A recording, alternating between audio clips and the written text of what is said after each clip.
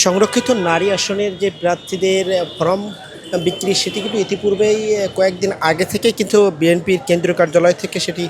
শুরু হয়ে গিয়েছে এবং আমরা দেখেছি প্রায় ১১০০রও অধিক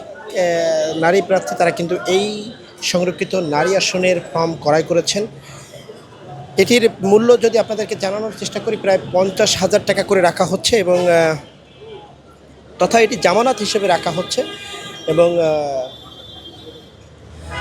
এবং আরেকটি বিষয় জানিয়ে রাখি, এই সংরক্ষিত নারী আসনের যে প্রার্থী সেই প্রার্থী সংসদে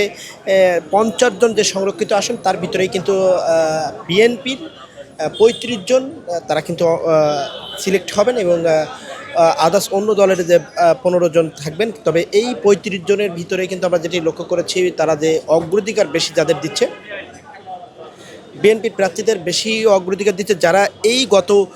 ১৫ বছর নির্যাতিত এবং যারা জেল জুলুমের শিকার হয়েছে, রাজপথে যারা সজাগ ছিলেন, এই সব নেতৃত্বের কিন্তু অগ্রাধিকার দেওয়া হচ্ছে, যেটি গতকাল রুহুল কবির রিজভী তিনি কিন্তু এ বিষয়ে জানিয়েছিলেন।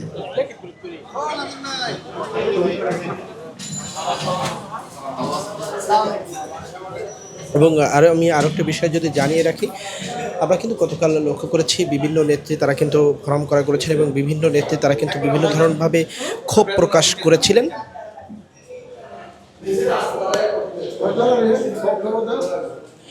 এবং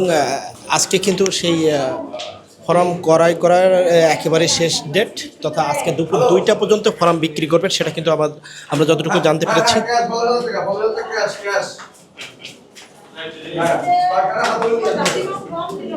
দর্শক, যেমনটি জানাচ্ছিলাম, এই সংরক্ষিত নারী আসনের যে ফরমের মূল্য সেটি কিন্তু নির্ধারণ করা হয়েছে ৫০,০০০।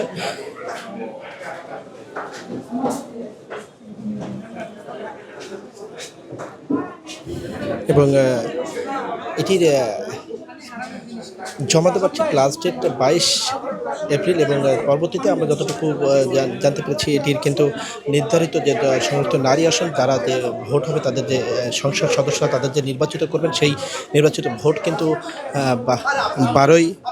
মে সেটি হবে এবং তারপরে কিন্তু তারা সিলেক্ট হয়ে যাবেন। এবং গতকালকে যে বিষয়টি বলছিলাম, অনেকেই কিন্তু ক্ষোভ প্রকাশ করেছিলেন, অনেকেই রাজপথে না থেকেও অনেক প্রার্থীরা তারা কিন্তু ফর্ম ক্রয় করেছিলেন, সেটা নিয়ে অনেকে ক্ষোভ প্রকাশ করছিলেন। একই বিষয়ে উল্লেখ করি, আপনাদেরকে জানানোর চেষ্টা করি, গতকাল কিন্তু আমরা দেখেছি কনক ছাপা তিনি কিন্তু ফর্ম ক্রয় করেছিলেন এবং সেটাকে কেন্দ্র করে বেশ কিছু নেত্রী তারা কিন্তু এটি ক্ষোভ প্রকাশ করেন এবং তারা বলেন যে যারা রাজপথে অগ্রসর ছিল তাদেরকেই অগ্রাধিকার দিতে হবে, এমনটা কিন্তু তারা দাবি জানাচ্ছিলেন। যদিও বিএনপির পক্ষ থেকে তথা রুহুল কবির রিজভী তিনি কিন্তু জানিয়েছেন যে রাজপথের অগ্রাধিকার দেওয়া হবে, রাজপথে যারা সজাগ ছিলেন এবং যারা জেল জুলুমের শিকার হয়েছেন গত স্বৈরাচার শাসক আমলে তাদেরকে অগ্রাধিকার দেওয়া হবে, এমনটা কিন্তু জানাচ্ছিলেন। এবং গত ২ থেকে ৩ দিন ধরে এই ফর্ম বিক্রি হচ্ছে।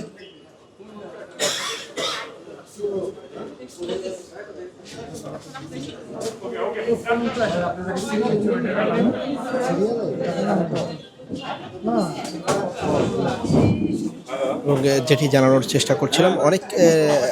অনেকেই কিন্তু সেই গ্রাম থেকে এসে কিন্তু এইখানে এই অবস্থান করছেন এবং এসে তারা কিন্তু এই ফর্ম ক্রয় করছেন।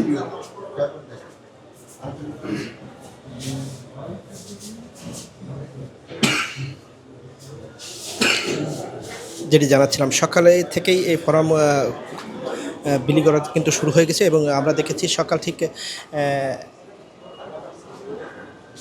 ১০টার পরে তথা ১০টা ১৫ দিকে কিন্তু এখানে রুহুল কবির রিজভী তিনি কিন্তু পৌঁছে যান এই কেন্দ্র কার্যালয়ে এবং তিনি কিন্তু এটা পর্যবেক্ষণ করছেন।